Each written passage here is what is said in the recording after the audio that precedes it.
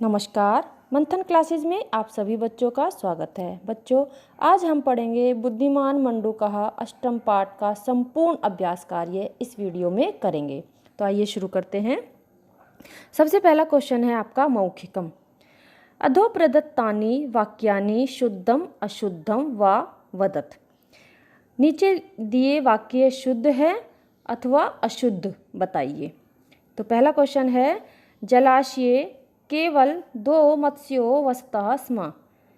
तालाब में केवल 2 मछलियाँ रहती थी। यह वाक्य अशुद्ध है क्योंकि तालाब में बहुत सारी मछलियाँ रहती थी। तो यह वाक्य क्या है? अशुद्ध।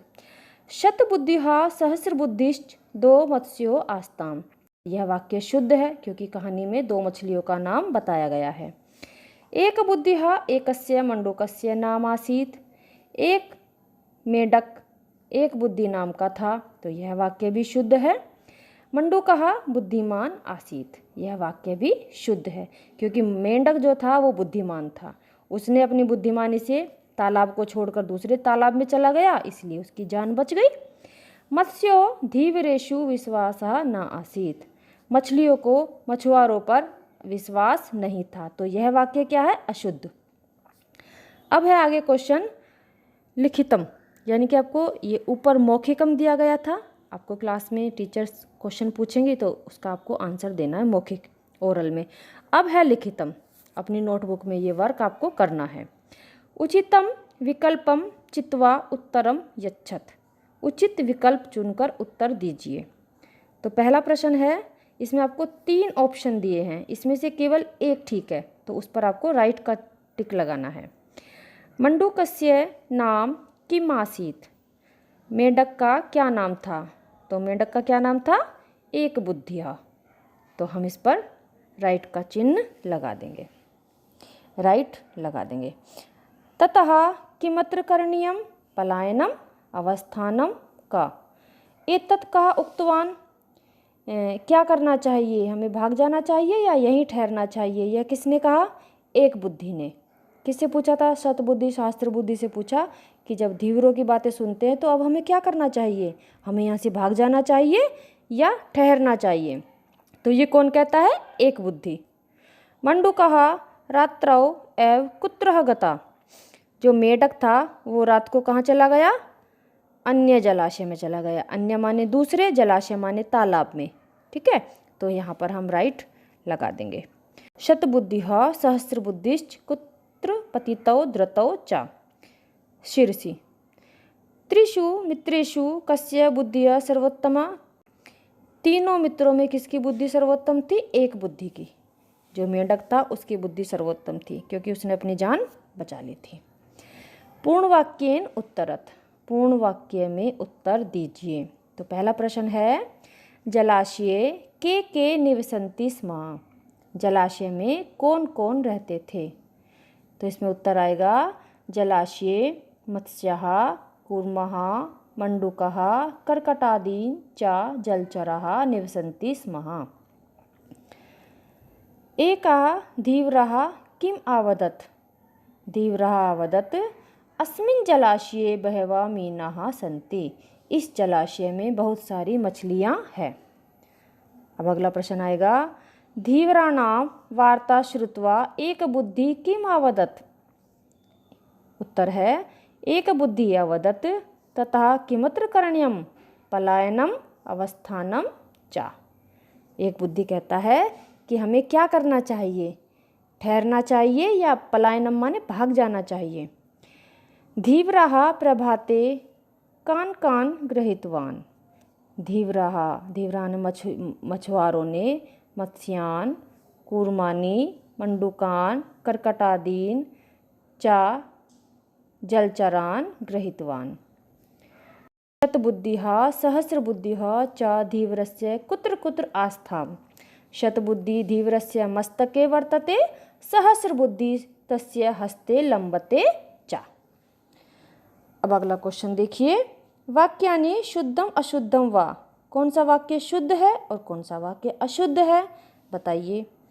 मीनौ समुद्रे वसतः स्म। हमने कहानी में क्या पढ़ा था कि मछलियाँ कहाँ रहती थी? जलाशय में। ये क्या पूछ रहे हैं? समुद्र में। कि जो मछलियाँ थी समुद्र में रहती थी। तो ये वाक्य क्या है? अशुद्ध, क्योंकि मछलियाँ कहाँ रहती थी? तालाब में। मीनयोः एकः शतबुद्धिः अपरः सहस्रबुद्धि च आसीत्। मछलियों में एक शतबुद्धि और दूसरी सहस्रबुद्धि थी। तो यह वाक्य क्या है? शुद्ध। तयो एकः बुद्धिर्नाम मंडूकः मित्रम् आसीत्। यह वाक्य भी शुद्ध है, क्योंकि जो शतबुद्धि और सहस्रबुद्धि नाम की दो मछलियाँ थी, उनके मित्र का क्या नाम था? एक बुद्धि। एक बुद्धि नाम का मेंढक था। यह वाक्य भी शुद्ध है। एक बुद्धिया मूर्खा आसीत्। यह वाक्य अशुद्ध है, क्योंकि जो एक बुद्धि नाम का मेंढक था वो मूर्ख नहीं था, वो बुद्धिमान था। तो यह वाक्य क्या है? अशुद्ध। शतबुद्धिः सहस्रबुद्धि धीवराणाम जाले पतितौ धृतौ। तो ये क्या हुआ? ये वाक्य शुद्ध है, क्योंकि जो शतबुद्धि और सहस्रबुद्धि मछुआरों के द्वारा पकड़ी गई। यह वाक्य शुद्ध है। अब है व्याकरण से संबंधित क्वेश्चन आपके। संधि विच्छेदम कुरुतम उचितम विकल्पम चिनुत। संधि विच्छेद करने के लिए उचित विकल्प चुनिए। तो इसमें आपको ऑप्शन दिए गए हैं, इसमें से आपको एक सही पर टिक लगाना है। तो पहला है आपका जैसे परस्परम। परस्परम, तो इसमें आपकी विसर्ग संधि आएगी। तो इसमें हमारा होगा परह प्लस परम। जो विसर्ग है, ये दो बिंदी आपकी लगी हुई है, विसर्ग लगी हुई है, ये सा में बदल जाती है। जब हम इसको जोड़ते हैं तो सा में बदल जाती है, परह प्लस परम। अब है मंडूको अवदत्। तो मंडूकः प्लस अवदत्, ये हमारा सही होगा, क्योंकि जो ये ऐसा वर्ड लग रहा है ना आपको, इसको हम आ बोलते हैं, और यहाँ पर विसर्ग आ जाएगी तो ये आ में बदल जाएगा। तो इसमें आ जाएगा मंडूकः अवदत्। तदा अहम, तो तदा प्लस अहम, ये हमारा राइट होगा। उचित मुक्तम, उचित कहा। तो ये किसने? ये उचितम प्लस उक्तम। उक्तम माने कहा, तो उचितम उक्तम हमारा सही होगा। एतत् अस्माकम, तो एतत् प्लस अस्माकम, ये हमारा सही होगा। संधिम कुरुत, संधि कीजिए। तो सु प्लस अल्पम, तो सु का हमारा यहाँ पे हमारी यण संधि है, तो सु का हमारा क्या बन जाएगा? स्व अल्पम, स्वल्पम। अब है तदा अहम। तदा प्लस अहम, तो तदा अहम। धीवरा प्लस उक्तम, धीवरोक्तम। सहस्रबुद्धि प्लस चा, सहस्त्रबुद्धि जो विसर्ग है, सहस्त्रबुद्धि हो प्लस चा, तो जो विसर्ग है जैसा कि मैंने आपको बताया था, ये शाकार में बदल जाएगी। तो विसर्ग संधि है, तो सहस्रबुद्धिश्चा। एक बुद्धि हो चा, तो ये भी हमारा शाकार में चेंज हो जाएगा जो विसर्ग है, तो एक बुद्धिश्चा। वाक्येषु क्रियापदान संशोधियत। जो वाक्य हैं इसमें आपको क्रियापद यानी कि धातु पद का संशोधन करना है। ठीक है, हमें केवल क्या देखना है? क्रियापद, धातु देखनी है। मंडूकः अन्यम जलाशयम गमितवान, तो इसमें क्या आ जाएगा? मंडूकः अन्यम जलाशयम अगच्छत्। तो दो मीनो जाले पतितो, वे दोनों, इसमें तो दो मीनो जाले आपतन, तो इसमें हमें क्या करना है? धातु बदलनी है, तो पतितौ, इसमें आ जाएगा तो दो मीनो जाले पतितौ। मम बुद्धि है पलायनम इच्छामि। मम माने मेरी बुद्धि, तो मम बुद्धि है पलायनम इच्छामि। मम माने मेरी, बुद्धि है माने बुद्धि, पलायनम माने पलायन की यानी कि भागने की, इच्छति माने इच्छा करती है, मैं तो यहाँ से भागना चाहता हूँ। तो इसमें क्या आ जाएगा? इच्छति। तत् अस्माकं जन्म स्थानम असीम, यह हमारा जन्म स्थान। असीम जो लगाया है ये गलत है, क्योंकि अस्ति आएगा। असीम माने हूँ होता है और अस्ति माने है होता है। तो एतत् अस्माकं जन्म स्थानम अस्ति। त्वम अत्र कथम वससि, तो त्वम अत्र कथम वसति, तो ये वाक्य गलत है, क्योंकि वस्ती के स्थान पर क्या आएगा? त्वम के साथ क्या आता है? मध्यम पुरुष का एक वचन आएगा। तो त्वम अत्र कथम वससि। यह वाक्य शुद्ध होगा। अब देखिए, मूल शब्दम विभक्तिम वचनम चा लिखत। अब इन्होंने कुछ शब्द दिए हैं, जैसे मस्तके, तो इसका आपको क्या बताना है, इसका बिल्कुल मूल शब्द बताना है। मस्तके, तो इसका हमें क्या बताना है, मूल शब्द, और इसकी विभक्ति बतानी है और हमें वचन बताना है।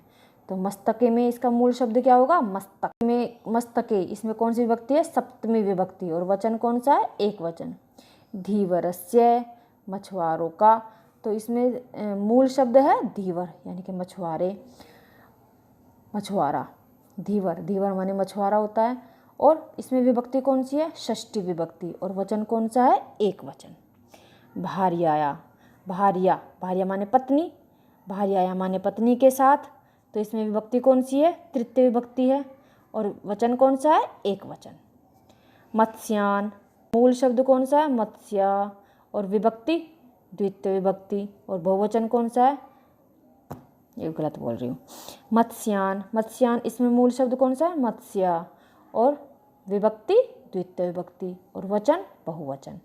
मित्राणि, इसमें हमारा मूल शब्द कौन सा है, मित्र, और विभक्ति प्रथमा विभक्ति, और वचन बहुवचन।